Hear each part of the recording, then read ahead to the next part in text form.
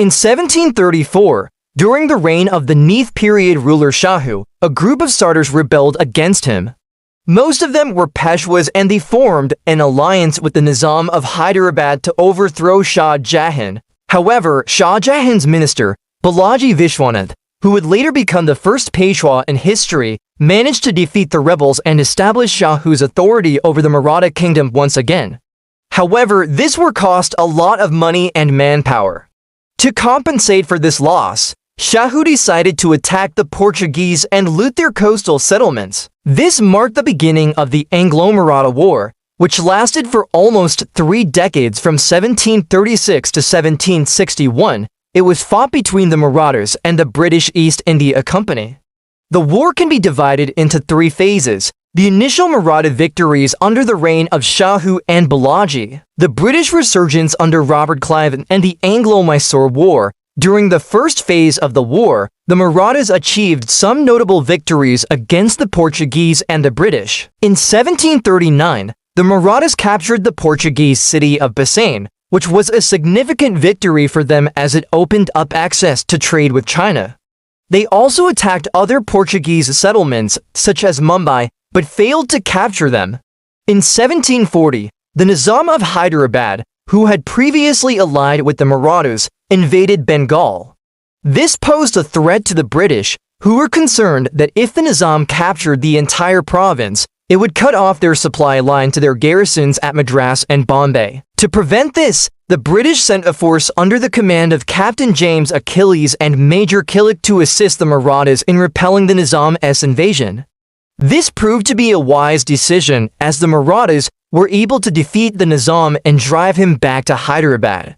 In 1746, Shahu died and was succeeded by his son, Raja. With the support of Balaji, Raja continued his father's aggressive foreign policy and expanded the Maratha kingdom further.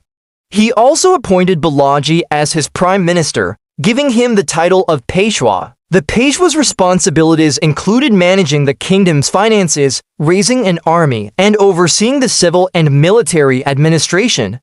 Balaji proved to be an able administrator and military leader, and under his rule, the Marathas became the dominant power in India. After Shahu's death, the Marathas turned their attention to the Carnatic region in southern India, where they defeated the British and the Mysoreans in battle. During the Third Battle of Palil, the combined forces of the British and the Mysoreans under the command of Muhammad Ali were defeated by the Marathas. This victory allowed the Marathas to expand their influence into the Carnatic, and it is considered one of the most important victories in Maratha history. Balaji Vishwanath died in 1761 and was succeeded by his son, Baji Rao, who continued the Maratha expansion into southern India. Bajirao was known for his military genius, and he led the Marathas to several victories against the British and the Nizam. Despite these successes, the Marathas suffered a major defeat at the hands of the British at the Battle of Panipat in 1761. The battle was part of the Second Battle of Panipat, and it involved a coalition of Afghan, Maratha, and other Indian forces against the invading forces of Ahmad Shah Abdali. The Marathas were defeated, and this marked a turning point in the war. The second phase of the war began in 1757 when the British captured Calcutta after defeating the Nawab of Bengal. This victory gave the British control of Bengal, and they used the wealth of the province to build a strong army and navy. Under the leadership of Robert Clive, the British began to recapture territories lost to the Marathas. In 1760, Clive led a force to relieve the siege of Argam, and he defeated a Maratha force under the command of Raghubar. This victory was a turning point in the war, and it marked the beginning of the end for the Marathas. In 1761, Clive defeated the Marathas again at the Battle of Bagram. This victory gave the British control of large parts of central and southern India. After the Battle of Panipat, the Maratha Confederacy broke into civil war. This weakened the Marathas and made it easier for the British to defeat them. By 1772, the British had captured most of the Maratha coastal territories, including Bombay and Madras. The remaining Maratha kingdom was reduced to a tributary state of the British. The Anglo-Maratha War had profound implications for the course of Indian history. The war resulted in the decline of the Maratha Confederacy and the rise of the British Empire in India. The British victory at the Battle of Plassey in 1757 marked the beginning of their dominance in Bengal, and the subsequent defeat of the Marathas at the Battle of Panipat in 1761 secured their control over much of central and southern India. As a result, the British East India Company became the most powerful force in India, and eventually the entire subcontinent came under British rule. The Anglo-Maratha War also had a profound impact on the political landscape of India. Before the war, the Maratha Confederacy was the dominant power in India, but after their defeat, the British became the new hegemon. The war also led to the decline of other regional powers such as the Nizam of Hyderabad and the Kingdom of Mysore. The British used their superior military technology and organization to defeat the Marathas.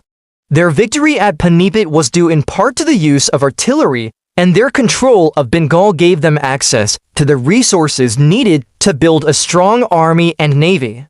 Furthermore, the war had a devastating impact on the economy of India. The British used their economic resources to build a strong military and navy, which they used to conquer much of India. The war also led to the exploitation of Indian resources and the imposition of heavy taxes, which drained the Indian economy. The war also had a profound impact on Indian society. The defeat of the Marathas led to the decline of the warrior ethos in India and the imposition of British cultural norms and values.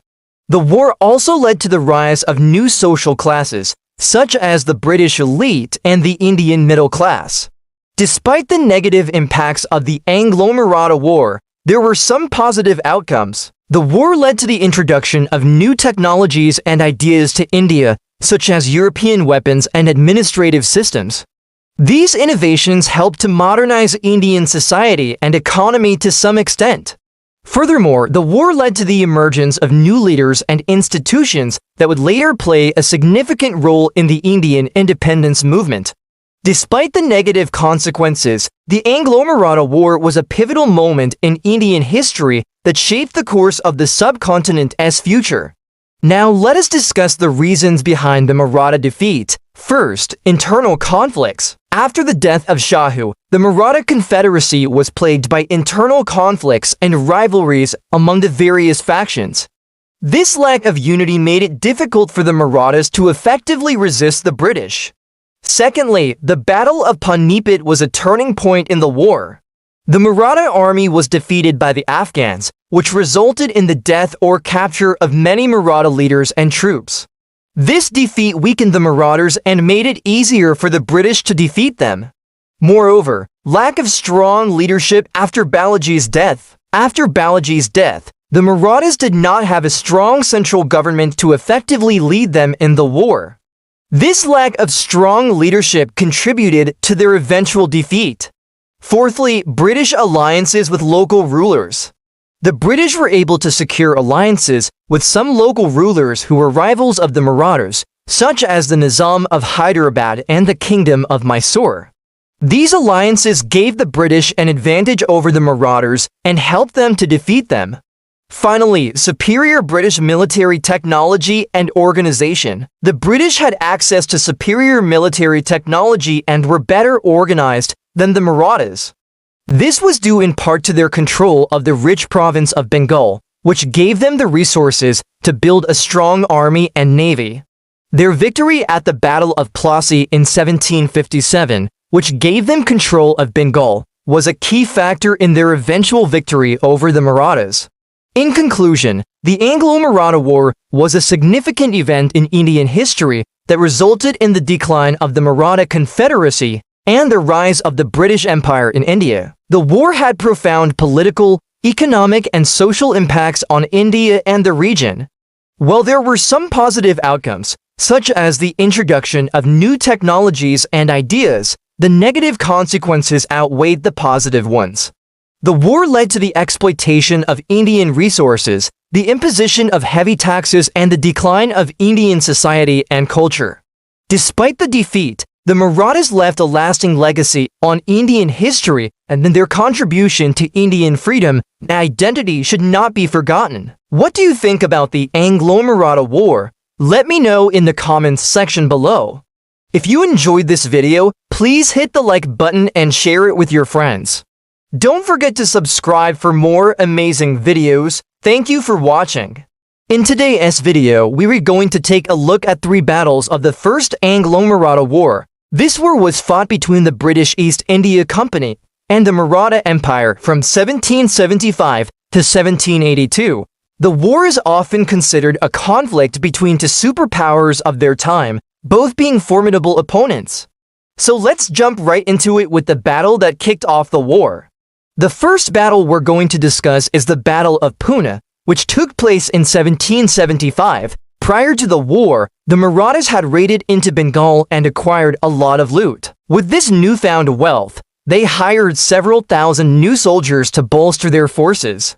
Now under the command of their leader, Nana Fadnavis, these newly hired soldiers seized the town of Pune, which was a stronghold of the Nizam of Hyderabad. The Nizam was allied to the British, so this meant that Britain and the Marathas were already hostile towards each other. However, the real catalyst for war came when the Marathas sacked the town of Surat, a major trading post of the British East India Company. In response, a British force led by Captain James Achilles Kirkpatrick set out to relieve the town. But upon arriving at Pune, he found it strongly fortified. The British besieged the town, but after failing to capture it, they were forced to retreat. The Marathas had demonstrated that they were a powerful force to be reckoned with, and this would only become more apparent at the next battle, the Battle of Wadgaon. Wadgaon was an engagement that occurred just 4 months later in 1776. After the British defeat at Pune, they realized that they needed more troops if they wanted to stand a chance against the Marathas. Luckily for them, the Nizam of Hyderabad was eager to get revenge on the Marathas for seizing his territory. So he provided Britain with a contingent of 25,000 men, giving the British a considerable edge over the Marathas. Despite this, the Marathas still managed to put up a good fight. The battle began with a clash between the cavalry forces of both sides, and the British were soon forced to retreat. However, the British infantry held their ground and prevented the Marathas from pursuing their advantage. While the British were able to contain the Marathas, they failed to achieve a decisive victory, and the fighting continued into the next day. On the second day, the British artillery opened fire on the Maratha positions, causing heavy casualties.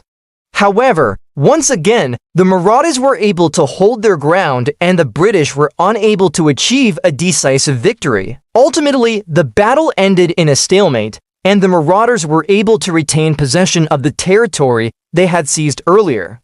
Although the Marathas won this engagement, it was really a Pyrrhic victory since they lost around 3,000 men while inflicting around 2,500 casualties on the British. The Marathas could not replace their losses as quickly as the British could, since the British had access to a much larger pool of resources. And with the addition of the Nizam's army, the British now had an even greater advantage in manpower. The stage was set for a decisive engagement that would determine the outcome of the war. And this would come a few years later with the Battle of Carter. The lead-up to the battle began with the British launching a campaign to conquer the Maratha heartland. They advanced through central India, defeating various Maratha allies and gradually pushing closer to Maratha territory. Meanwhile, the Marathas were preparing for their counter-offensive. Under the leadership of Sadasiva Rao, the Marathas assembled a large and diverse army that consisted of infantry, cavalry, and artillery. As the British approached, the Marathas retreated deeper into their territory, avoiding direct confrontation and harassing the British with guerrilla tactics. This caused the British to become increasingly frustrated and also gave them a false sense of overconfidence.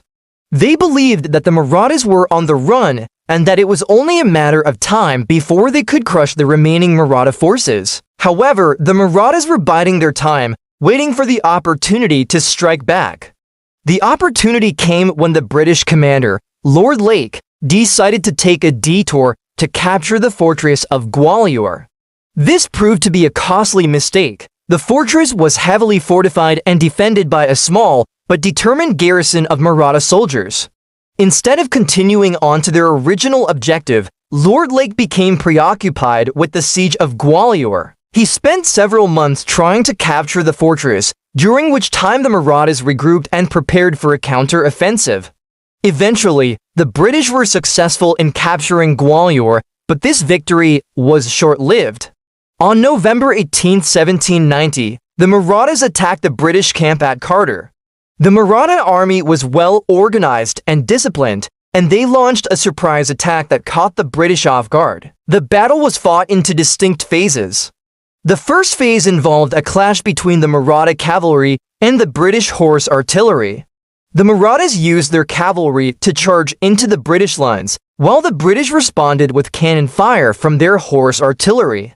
The Marathas were able to withstand the artillery fire and break through the British cavalry lines. In the second phase of the battle, the Maratha infantry engaged the British infantry in a series of close-quarters fights. The Marathas fought with traditional Indian weapons such as swords and shields, while the British were armed with muskets and bayonets. Despite being outnumbered, the Marathas were able to hold their ground and inflict heavy casualties on the British. The British were ultimately defeated and forced to retreat.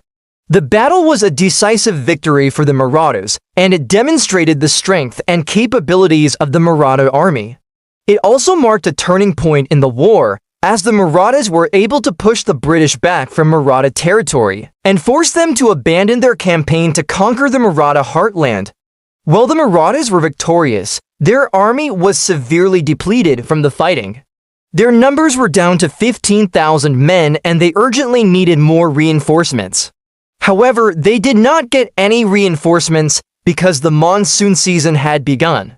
This made traveling through the region's rivers and streams nearly impossible. So the army was stuck where it was until the dry season began again. During this time, the Marathas received word that the British were advancing on their position. The British were attempting to retake the fortresses that the Marathas had captured earlier in the war. To prevent the British from making further advances, Sadasiva Rao marched his army north to meet the British.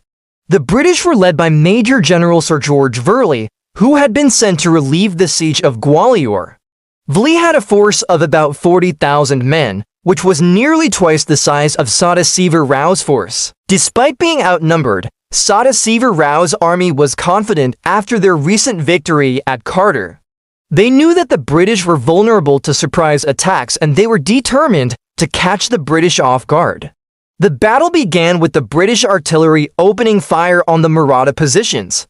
However, the Marathas were well prepared for the artillery barrage and were able to withstand the attack. The Marathas then launched a surprise counterattack, which caught the British by surprise. The Marathas were able to penetrate the British lines and cause significant damage. Although the British were able to eventually stop the Maratha advance, they were unable to prevent the Marathas from inflicting heavy casualties. Despite the British numerical superiority, the Marathas were able to hold their ground and inflict significant casualties on the British. The Marathas had demonstrated once again their military prowess and ability to overcome seemingly insurmountable odds. However, despite their valiant efforts, the Marathas would ultimately lose the war due to internal conflicts and the superior resources of the British.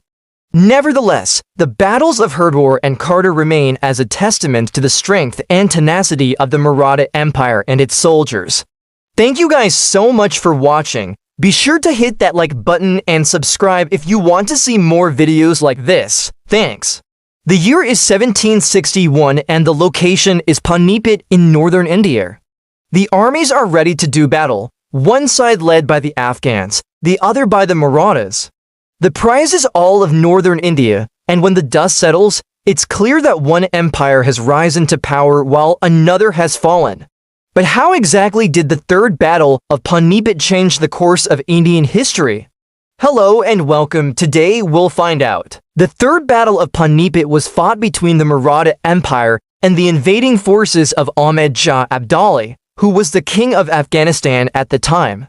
We'll talk more about him later in the episode.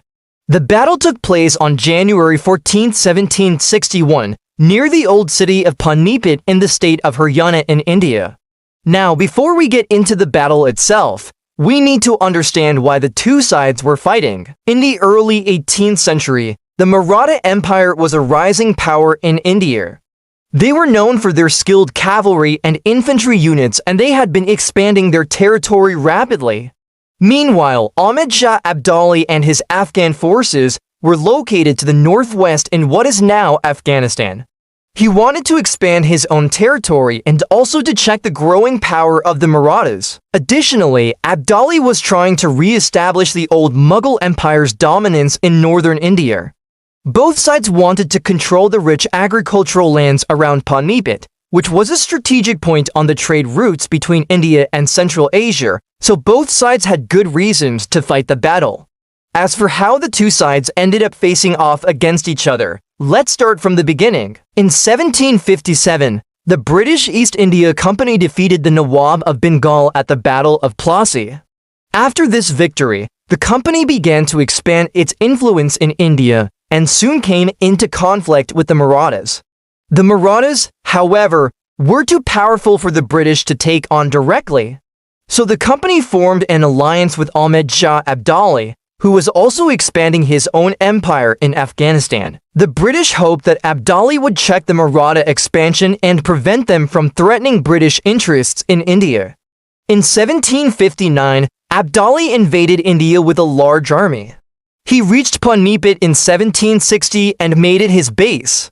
He spent a year there recruiting soldiers and gathering supplies. When he was ready, he marched on Delhi and plundered the city. He then returned to Panipat and awaited the arrival of the Marathas. Meanwhile, the Marathas had come to defend Delhi. Their army was led by Sadasiva Rao, a brilliant general and statesman. He was appointed by the Peshwa Balaji Bajirao to lead the Maratha forces. Rao's task was daunting. The Afghan army outnumbered the Marathas by 2-1. Despite this, Rao was confident in his ability to defeat the Afghans. On January 14, 1761, the two armies met in battle near Panipat. The Marathas were well organized and disciplined, and their cavalry was particularly strong. The Afghans, on the other hand, were less disciplined and their heavy cavalry was hampered by the lack of water. Despite these disadvantages, the Afghans were able to contain the Maratha attacks and the battle remained indecisive for some time. However, the situation changed when Abdali brought his artillery into action. The Afghans had a small but well-trained artillery force, and they used their cannons to great effect. They bombarded the Maratha positions and caused heavy casualties. The Marathas were unable to withstand the Afghan artillery fire, and they eventually retreated. The Afghans pursued them and inflicted a crushing defeat on the Maratha army. So why did the Marathas lose so badly? There are a few reasons. First, the Afghan army was simply larger and more experienced. Second, the Marathas were exhausted from a long campaign. They had been traveling and fighting for months and their soldiers were tired. Finally, the Marathas were not prepared for the Afghan artillery. They had no way to counter the Afghan cannons and they were eventually overwhelmed. Now let's take a look at how the battle changed the course of Indian history. The first way was that it led to the decline of the Maratha Empire. After their defeat at Panipat, the Marathas never recovered their former power. They continued to resist the Afghans and the British, but they were never again able to project the power they had before the battle. Second, the battle led to the rise of Afghan power in India. After defeating the Marathas, Abdali turned his attention to the rest of India. He invaded and plundered many cities and regions, and he was successful in establishing the Afghan Empire in India. Third, the battle had far-reaching consequences for the rest of India. The Afghans and the British both gained territory and power after the battle, and the balance of power in India was shifted permanently. The Afghans controlled much of northern India, and the British controlled much of southern India. This set the stage for the eventual British conquest of India. Fourth, the battle was a major factor in the decline of the Mughal Empire. The mules had been in decline since the middle of the 17th century, but the Battle of Panipat was the last nail in their coffin. After the battle, the mules were completely overshadowed by the Afghans and the British. They never recovered and they were eventually wiped out by the British in the mid-19th century. Fifth, the battle was a turning point in the relationship between the Indians and the British. Before Panipat, the British had been largely on the defensive against the Indians. But after Panipat, the Indians became more aggressive towards the British. The British were now seen as a threat and the Indians began to unite to resist them. This led to the Indian Rebellion of 1857, which was the first major uprising against the British Raj. Now let's talk a little bit about Ahmad Shah Abdali himself. Abdali was born in 1722 in the Afghan city of Kandahar. He came to power in 1747 when he succeeded his father, Mirwais Khan, as the king of Afghanistan. Under Abdali's rule, Afghanistan became a major power in the region. He expanded his empire into India and Central Asia, and he defeated the Marathas, the Sikhs and the Rajputs. In addition to his military campaigns, Abdali was also a patron of the arts and sciences. He built schools and mosques and he encouraged the study of Islam and Persian literature. Abdali died in 1772 after a long and successful reign. He was succeeded by his son, Shah Durrani, who continued his father's legacy of empire building and cultural patronage. Afterward, the Third Battle of Panipat was a watershed moment in Indian history. It led to the decline of the Maratha Empire, the rise of Afghan power, the decline of the Mughal Empire, and the eventual British conquest of India. It also marked a turning point in the relationship between the Indians and the British. In short, Panipat was one of the most important battles ever fought on the Indian subcontinent. We hope you enjoyed learning about this important battle. If you did, please leave us a like and subscribe to our channel. You can also check out our other videos, which explore the rich history of India. Thanks for watching. If you've been following this series, you know that we've talked about how the Marathas were an incredibly successful confederation of warriors who built a massive empire in India during the 17th and 18th centuries. And although they were united under one banner against their common enemies, the Marathas weren't always united amongst themselves. In fact, during the latter half of the 18th century, the various members of the Confederacy began to turn on each other. So what happened? Why did the Marathas, who were so successful at defeating outside invaders, start tearing themselves apart? Welcome to the channel. Today we're exploring the Peshwa-Scindia conflict, Part 2. For those of you who are new here, I'm doing a series of videos on the history of the Marathas, a warrior culture from India. If you haven't seen the first part yet, I highly recommend going back and watching it because that will give you context for everything we lines be talking about today. Let's get started. In our last episode, we left off with Balaji Bajirao coming to power after the death of Shahu, and he assumed the title Peshwa, or Prime Minister, of the Maratha Confederacy. This was significant because, although not the official head of the Confederacy, the Peshwa became the most powerful member of the group, thanks to his control over the military and finances.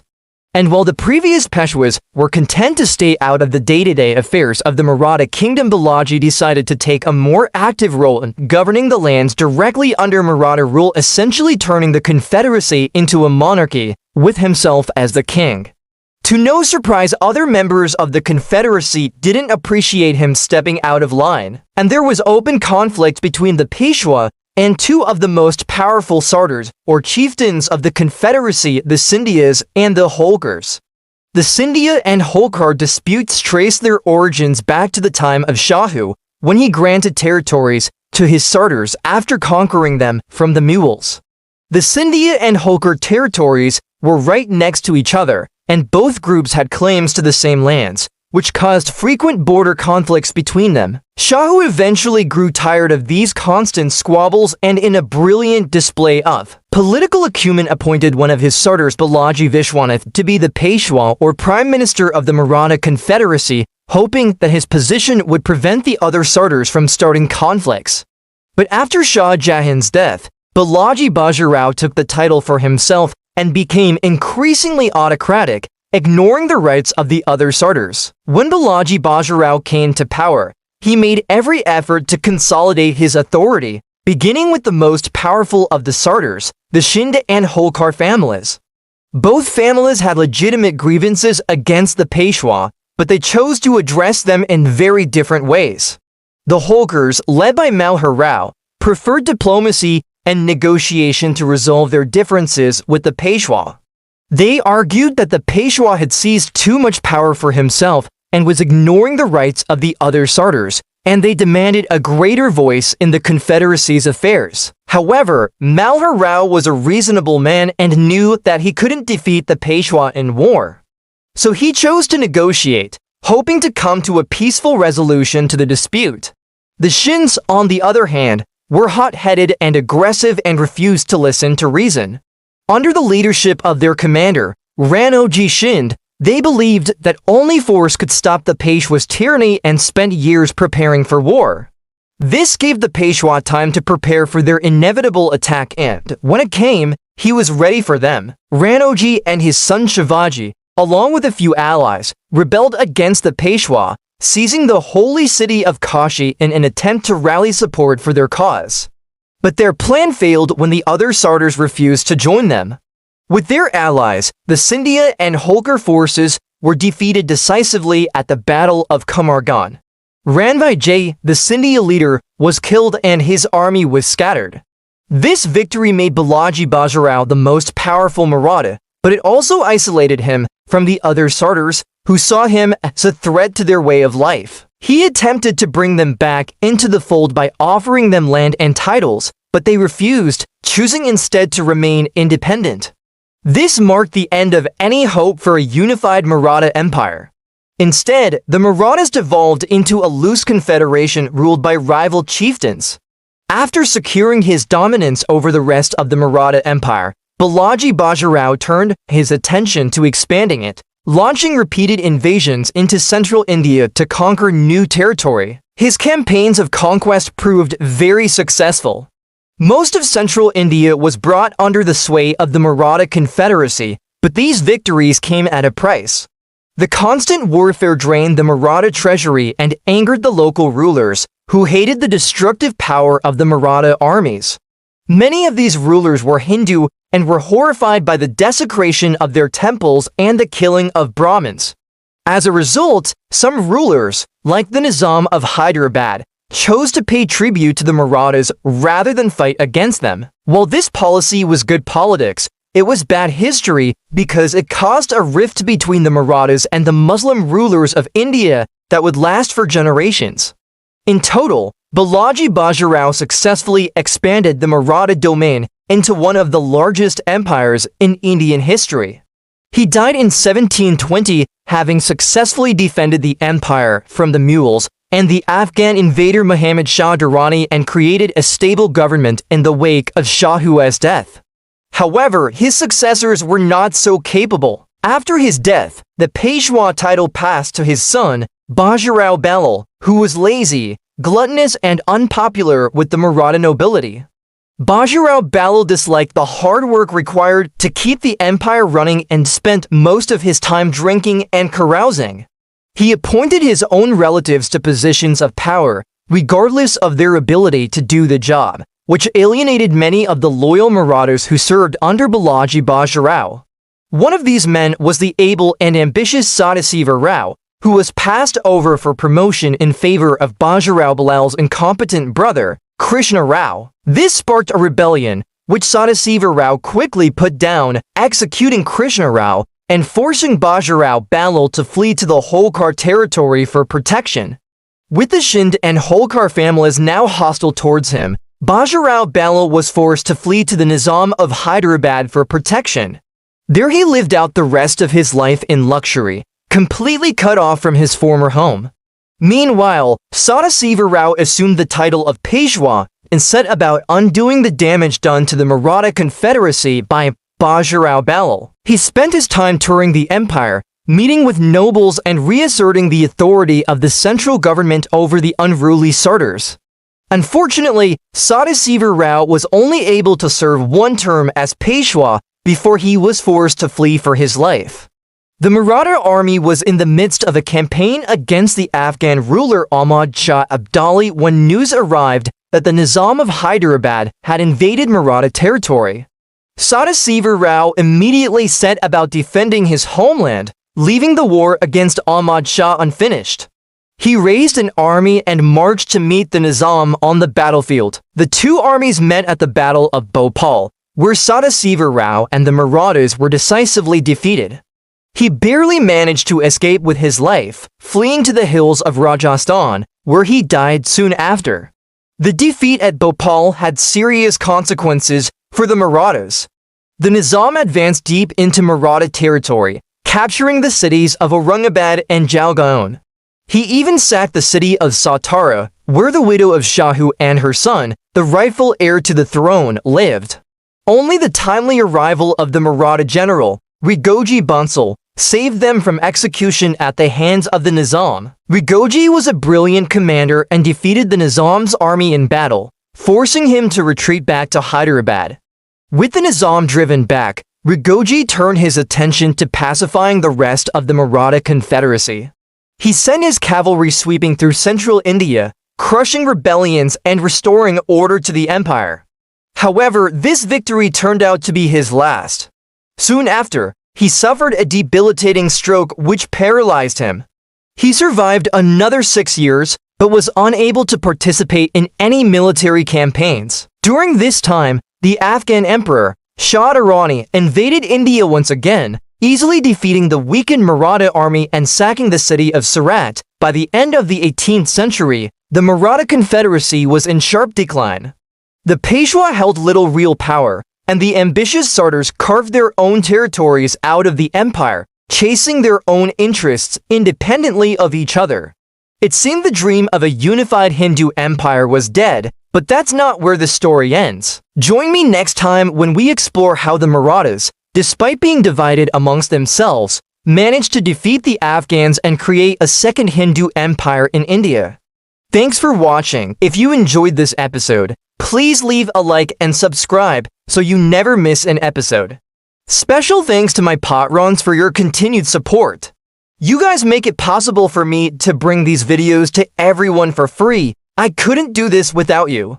We all know that British colonization of India was a dark chapter in Indian history, but how did it happen?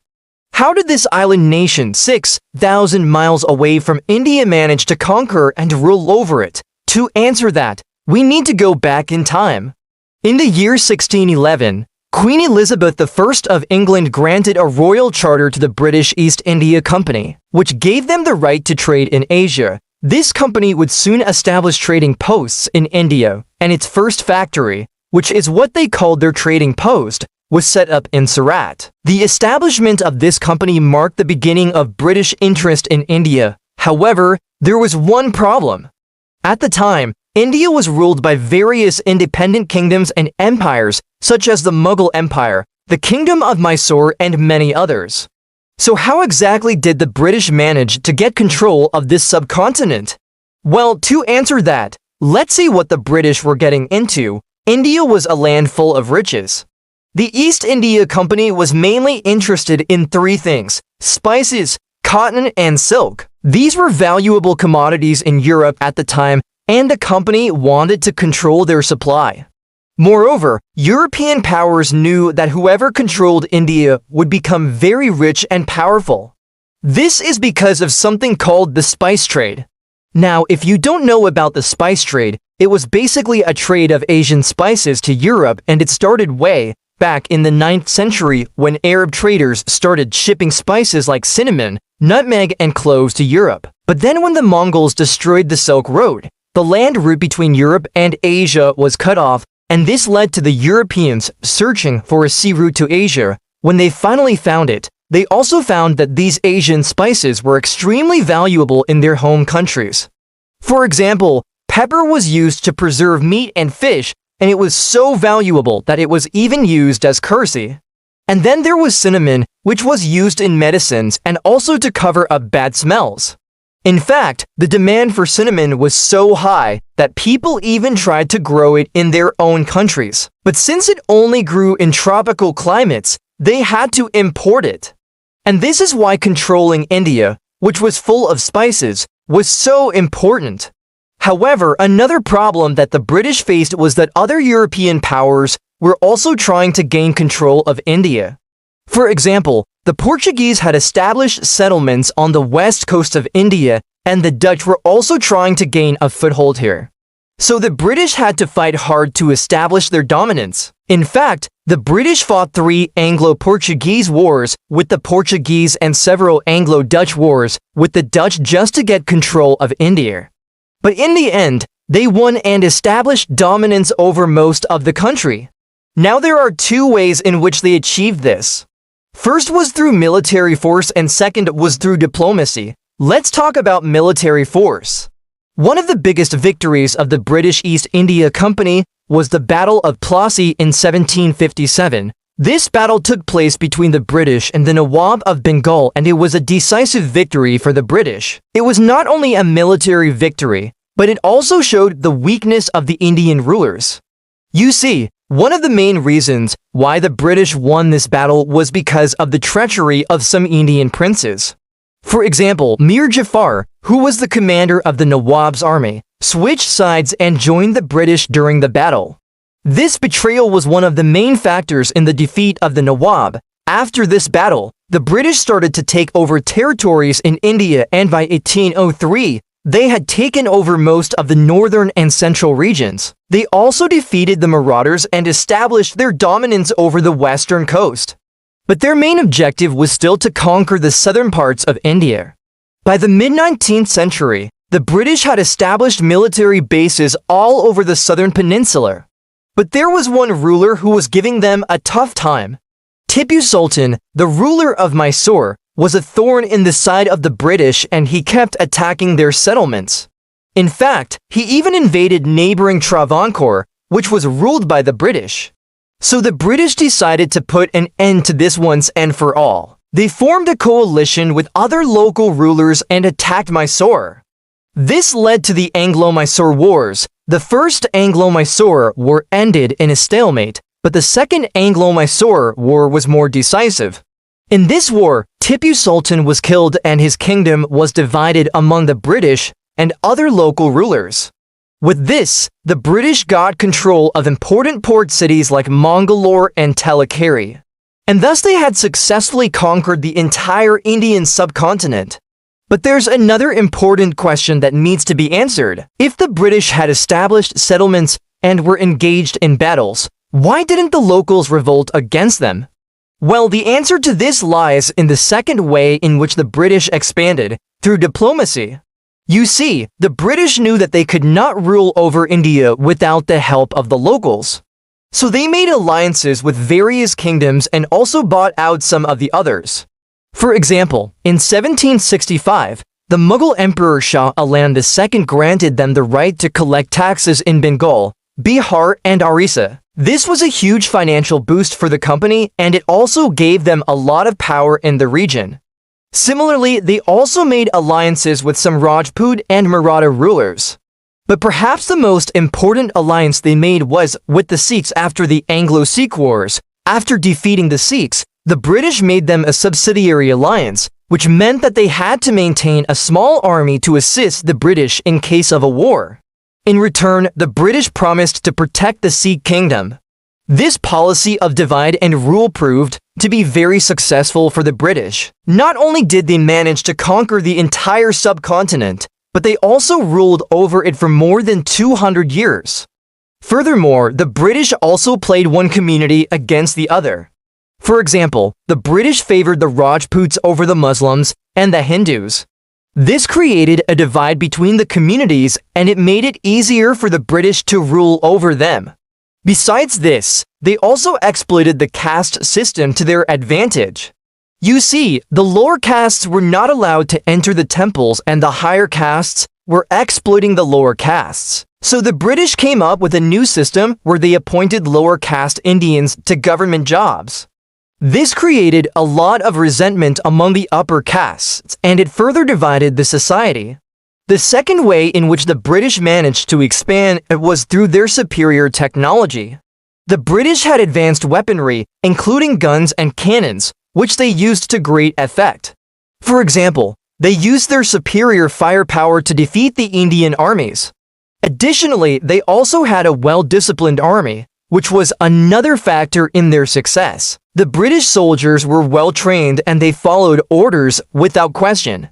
This made the British army a formidable force and it intimidated the Indian rulers. Furthermore, the British also had a strong navy, which helped them to control the seas around India. This was important because it allowed them to transport troops and supplies to different parts of the subcontinent. The British Navy also prevented any other European power from interfering in their affairs. Finally, the British also had a more centralized system of government, which helped them to rule over the subcontinent more effectively. The British government in India was based on the principles of the British Empire, which was centralized and efficient. This allowed them to implement policies and collect taxes more effectively. Additionally, the British also introduced a new legal system, which was based on English law. This system was more fair and just, and it helped to maintain order in the subcontinent. However, this did not mean that the British were always successful in their endeavors. There were several instances where they faced rebellions and revolts. For example, there was the Vellore Mutiny of 1806, which was a revolt by the British soldiers of Indian origin against their British officers. There was also the Sepoy Mutiny of 1857, which was a major rebellion against the British rule. This rebellion was caused by the introduction of new rifle cartridges, which were greased with beef and pork fat. This was a violation of the religious customs of the Indian soldiers, and it led to the mutiny. The British managed to suppress this rebellion, but it had a profound impact on their rule in India. After this rebellion, the British government took several steps to improve the situation. They introduced the Indian Civil Service, which was a cadre of civil servants who were recruited from India. This was done to increase the participation of Indians in the government. Additionally, the British also introduced the concept of dual governance, which allowed Indian rulers to continue to rule their states with the guidance of the British. Despite these reforms, the British rule in India was never the same again. The Indian soldiers were never fully trusted, and the British had to recruit soldiers from other parts of the empire to serve in India. The cost of maintaining this army was a major drain on the resources of the British Empire, and it contributed to the decline of the empire as a whole. Ultimately, the British rule in India came to an end in 1947 when India became independent. The legacy of the British Raj continues to shape India today, and its effects are still felt throughout the country. If you like this episode, do subscribe to the channel.